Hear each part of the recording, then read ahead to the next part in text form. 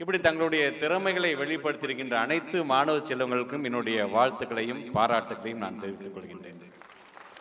இந்த நிகழ்ச்சியில் நம்முடைய மாண்புமிகு விளையாட்டுத்துறை அமைச்சர் கலந்து கொள்வதாக இருந்தது. அவருடைய பல்வேறு பணிகளின் காரணமாக நம்முடைய மாண்புமிகு தமிழ்நாட்டுடைய முதலமைச்சர் அவர்கள் இன்றைக்கு வெளிநாட்டுக்கு ஸ்பெயினுக்கு சென்றிருக்கிறார். ஆக அவருடைய பணியையும் சேர்த்து பார்க்கக்கூடிய ஒரு சூழ்நிலை இருக்கிறது காரணத்துக்காக அவர் என்னிடம் சொன்னார், வகுப்பறையில் பிள்ளைங்க பாடம் நடத்தி மதிப்பெண் பெறுகின்ற வரைக்கும் தான் அது உன் பிள்ளைங்க, மைதானத்துக்கு விளையாண்டோ அல்லது கலைத்துறையிலே சாதித்தார் என்று சொன்னால் என்னுடைய பிள்ளைகள் என்னோடு சேர்ந்து என்னுடைய வாழ்த்துக்களை நீ தெரிவிக்க வேண்டும் என்று சொல்லியிருந்தார்.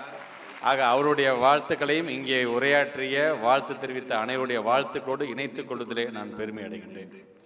கலை என்று வரும்பொழுது ஒரு மனிதனை பண்படுத்தக்கூடிய வல்லமை பெற்றது எது என்று சொன்னால் அது கலை தான். உங்களுக்கே தெரிஞ்சிருக்கும், கொரோனா காலத்திற்கு பிறகு ஒரு 2 ஆண்டுகளுக்கு பிறகுதான் நாம் பள்ளிக்கூடங்கள் நம்முடைய ஆட்சி மாற்றம் ஏற்பட்டது, பள்ளிக்கூடங்கள் திறக்கப்பட்டது என்று சொன்னாலும் இங்கே இருக்கின்ற பிள்ளைகளுக்கு பள்ளிக்கூடத்தை திறப்பதை காட்டும் அவருடைய அறிவு கதவை திறக்க வேண்டும் என்பதற்காக கொண்டு வரப்பட்ட திட்டம் தான் இல்லம் தேடி கல்வி என்கின்ற திட்டம்.